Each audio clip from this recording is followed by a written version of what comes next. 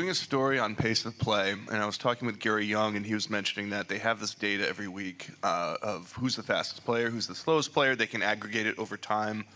And their take is it would be a good deterrent to make this public. Is that the kind of thing you would support? It definitely is. It's something I've said. If we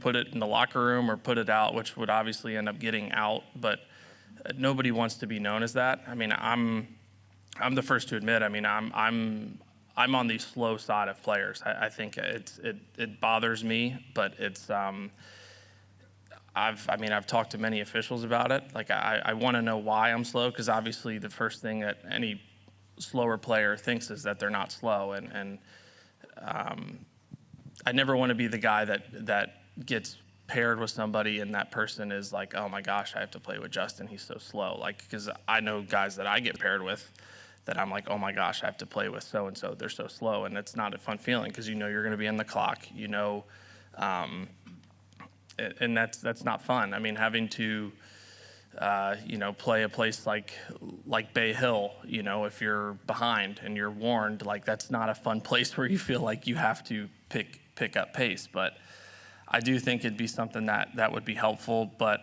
I just think there's a lot of little things that go into it.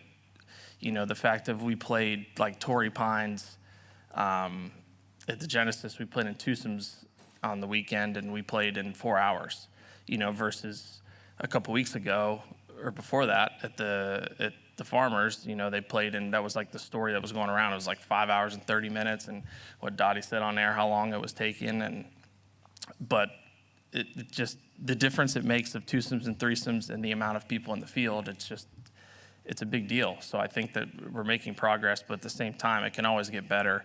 It's just finding the fine line of improving it and making sure that it's improvement that's needed, while not, you know, jeopardizing the game and just the reality. You know, when you play at a place like an Open Championship, when the greens are 9, you know, the ball's not really going to ever get outside of tap in, versus last week, like it's really hard to hit a putt and be able to finish after that. Like the ball, it's just hard to get the ball around the hole because of how fast the greens are, or a place like Augusta, whatever. So, you know, if you look at every group and people are marking after every putt, all of a sudden you add another person to the group, you have the entire, like that's a lot of time that people don't realize.